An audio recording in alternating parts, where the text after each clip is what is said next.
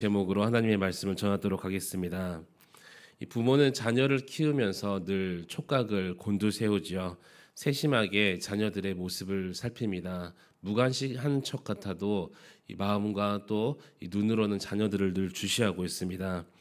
그런데 이 부모도 사람인지라서 이 자녀의 모든 사정을 다 알 수는 없다 할지라도 이 가능한 한 세밀한 지도를 또 양육을 하려고 애를 쓰고 노력을 하죠. 더욱이 자식이 아플 때는 거의 밤잠을 자지 않고 이 자녀의 병 낫기를 위해서 기도하고 또 간호를 합니다. 그런데 자녀들은 이 부모의 세심한 보살핌과 이 관심에 대해서 평상시에는 그렇게 고마워하지도 않고 또 그렇게 별로 느끼지도 못합니다. 때로는 부모님이 이 자신에 대해서 관심이 없다, 나는 버려진 주워온 자식이다, 이렇게 오해를 하고도 합니다. 정작 자녀들이 부모의 마음이나 이 관심과 또 세심한 주의를 깨닫는 순간이 자신에게 어떤 커다란 어려움이나 또 고난이 닥쳤을 때 바로 이때라는 것이죠. 그때 부모님들이 말없이 다가와서 또 위로의 말씀을 전하기도 하고 또 도움을 건네주면서 자녀는 부모가 끊임없이 여전히 우리 부모님 나를 사랑하는구나, 이렇게 또 느끼고 또 깨닫곤 합니다.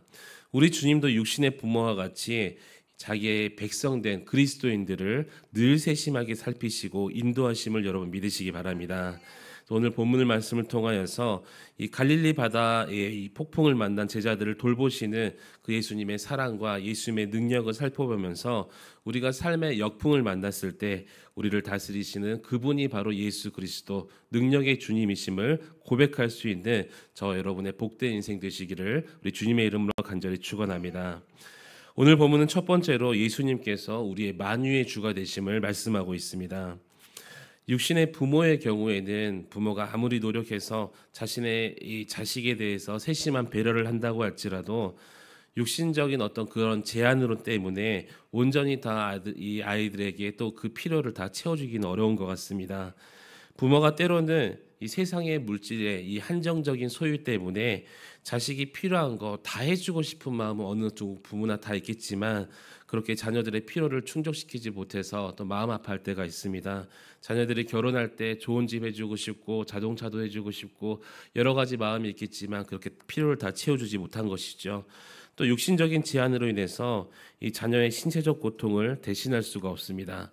아무리 아파도 부모가 대신 아프고 싶다 이런 마음이 있겠지만 사실 대신 아파할 수는 없다는 것이죠.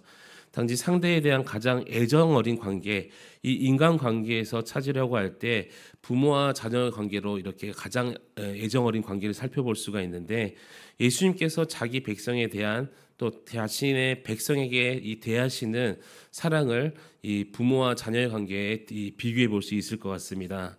자기 백성에 대한 예수님의 사랑은 자녀에 대한 부모의 사랑을 훨씬 초월하심을 여러분 믿으시기 바랍니다. 왜냐하면 방금도 말씀드렸다시피 부모는 이 육신적인 또 여러 가지 한계, 제약 사항 등이 있죠. 이렇게 제한된 범위 내에서 자녀를 사랑할 수밖에 없었고 자녀의 필요를 제한되게 충족시킬 수밖에 없다는 것입니다. 그런데 만유의 주 되신 주님은 이런 제한이 없으심을 여러분 믿으시기 바랍니다.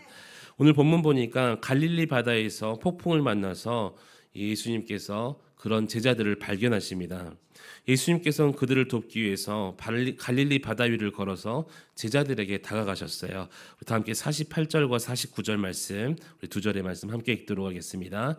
시작. 바람이 거스름으로 제자들이 힘겹게 노 젓는 것을 보시고 밤 사경쯤에 바다 위로 걸어서 그들에게 오사 지나가려고 하심에 제자들이 그가 바다 위로 걸어오심을 보고 유령인가 하여 소리 지르니 아멘.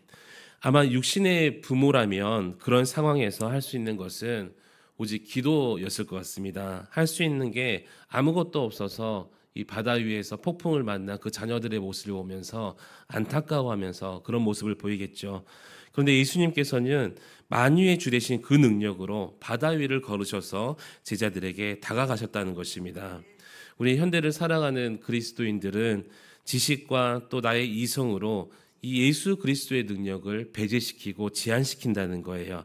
한정된 범위 내에서 내가 인정하는 범위 내에서만 예수 그리스도의 능력을 인정한다는 것입니다. 그래서 일부 그리스도인들은 인간의 이성으로만 판단하면서 이 문제가 해결 가능하다고 판단할 때 그때야 비로소 예수님께 기도하는 거예요. 예수님, 이건 할 수 있을 것 같아요. 그러나 만약 그것이 인간의 능력과 나의 경험과 이성으로 도저히 이루어질 수 없는 일이라고 판단이 되면 기도조차 포기하면서 예수님도 할 수 없을 거야라는 마음을 막연히 이 마음속에 가지면서 예수님의 능력을 스스로 제한한다는 것입니다. 그렇다면 그것을 온전한 믿음이라고 할 수가 있겠습니까? 제 아들이 유치원에 막 입학했을 당시였습니다.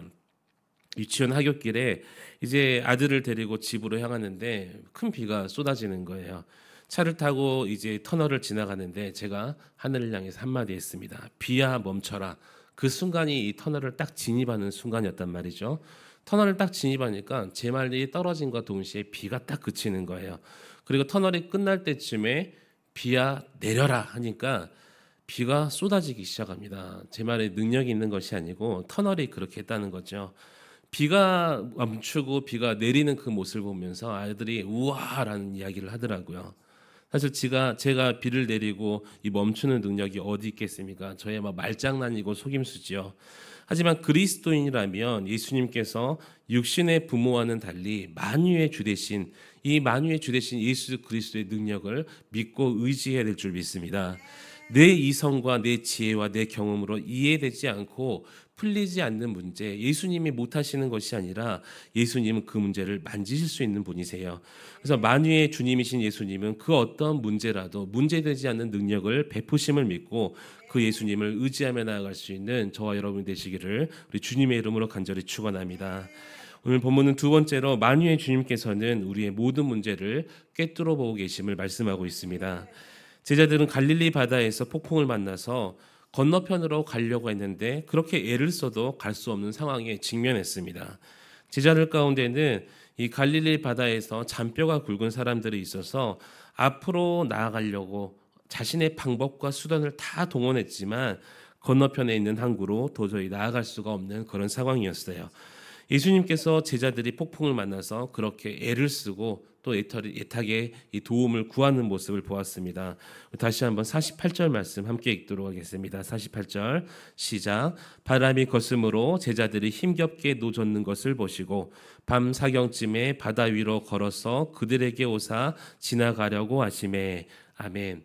이 48절의 말씀에 보니까 보시고라는 단어가 있어요. 이 보시고란 단어는 주목하다라는 원어의 뜻을 가지고 있습니다. 다시 말씀드리면 예수님께서는 그 제자들을 계속해서 보고 계셨다는 거예요. 주목해서 보고 계셨습니다. 예수님께서 오병이어 사건 이후에 이 제자들을 건너편 이 베세다로 보내시죠. 그리고 기도하시러 산에 올라가셨어요. 그럼에도 불구하고 예수 그리스도께서는 공간적 거리적 제약이 있었음에도 불구하고 끊임없이 제자들을 보고 주목하셨다는 점을 여러분 믿으시기 바랍니다. 이 제자들에 대한 이런 예수 그리스도의 관심은 이 12 제자들에게만 있는 것이 아니라는 것입니다. 바로 오늘을 살아가고 있는, 비록 2000년이 지났지만 예수 그리스도께서 여전히 우리를 보고 계시고 주목하고 계신다는 거예요. 그리스도인들은 이 갈릴리 바다에서 폭풍을 만난 제자들과 같이 환난을 당했을 때, 어려움을 겪었을 때, 내가 이 문제를 해결하려고 애를 쓰고 있을 때 두려워하거나 힘들어할 필요가 전혀 없다는 것이죠. 왜냐하면 만유의 주 되신 예수 그리스도께서 지금도 여전히 주목하시면서 우리 그리스도인들 하나님의 자녀의 그 모든 상황을 살펴보시고 미래에 꿰뚫어 보고 알고 계심을 여러분 믿으시기 바랍니다. 그렇기 때문에 우리 그리스도인들은 환난의 순간, 위기의 순간이 그런 풍랑을 바라보는 것이 아니라 만유의 주를, 주님께서 나와 함께 계시구나, 그것을 느끼면서 그 주님을 의탁해야 됨을 여러분 믿으시기 바랍니다. 예수님께서는 이 갈릴리 바다에서 헤매고 있는 제자들을 구원하시기 위해서 다가가십니다. 그러나 예수님께서 바로 그 제자들을 구원하신 것은 아니시죠. 궁극적인 목적은 제자들이 이 갈릴리 바다에서 폭풍이라는 환란을 만났을 때 예수 그리스도를 바라볼 수 있는가, 그 믿음의 문제였음을 여러분 믿으시기 바랍니다. 여러분, 예수님께서는 언제 어디서나 우리의 믿음을 요청하고 계시는 거예요. 우리가 어려움과 환난과 아무리 애써도 해결되지 않을 것 같은 그런 문제를 바라봤을 때 우리가 예수 그리스도를 바라볼 수 있는 믿음, 예수님이라면 내가 인정하고 있는 그 예수님이 만유의 주님이시라는 것을 우리가 다시 한번 믿음으로 그 주님을 바라보면서 그 예수님을 믿고 의지했을 때 예수님께서 우리에게 구원을 베푸시고 그 문제들을 해결하심을 여러분 믿으시기 바랍니다. 우리 사랑하는 한강교회 성도 여러분, 이 현대를 살아가는 우리 그리스도인들이 제자들과 같이 여러 가지 문제에 봉착했을 때 우리가 절망하거나 두려워하거나 어려워하는 것이 아니라 예수님만 바라봐야 될 줄 믿습니다. 예수님께서 자기 백성의 모든 것들을 꿰뚫어 보시고 그렇게 계시기 때문에, 주목하고 계시기 때문에 우리의 처한 상을 미리 아시는 주님, 그럼에도 불구하고 우리들이 도움을 얻을 것이 없고 예수님께서 우리들의 상황을 전혀 알지 못한다고 느끼실 정도의 그런 침묵을 우리가 느낄 때도 있습니다. 하지만 그 환난과 어려움을 통해서 우리들에게 그 귀한 믿음을 촉구하신 그 예수님을 바라볼 수 있기를 우리 주님의 이름으로 간절히 축원합니다. 오늘 또 우리 주님은 우리에게 말씀하시죠. 오늘 말씀을 통해서 안심하라 내니 두려워하지 말라. 어떤 순간에도 예수님께서는 우리가 예수님에게 모든 것을 믿고 맡기고 또 의탁하고 예수 그리스도의 그 말씀에 순종하는 그런 믿음을 기대하고 계십니다. 우리의 삶의 순간순간마다 또 비록 어려운 문제가 닥쳐올지라도 만유의 주 대신 우리 생각에는 불가능해도 예수 그리스도는 가능하신 그 예수님을 기억하면서 그 주님으로 인해서 이제는 안심하고 두려워하지 않는 저와 여러분의 복된 인생 되시기를 우리 주님의 이름으로 간절히 축원합니다.